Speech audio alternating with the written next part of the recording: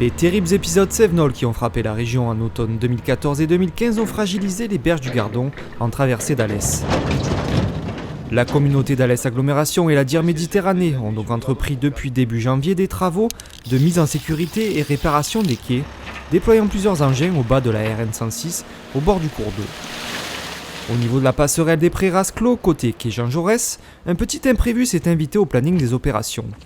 En effet, un castor avait élu domicile en plein sur la zone des travaux. Conformément aux arrêtés préfectoraux, nous avons fait une demande de dérogation pour la capture de cet animal ainsi que la destruction de son nid afin qu'on puisse faire nos travaux de confortement de berge et de déplacer plus à l'aval. Soucieuse de l'environnement, la faune du Gardon étant plus que dense, il était normal pour l'agglo et la DIR d'entreprendre une telle démarche. Deux membres de l'Office national de la chasse et de la faune sauvage ont été affrétés à cette tâche. Pour capturer l'animal, un jeune spécimen d'une dizaine de kilos, une cage-piège a été mise en place, remplie de pommes, la nourriture préférée du rongeur, qui se referme au moindre contact.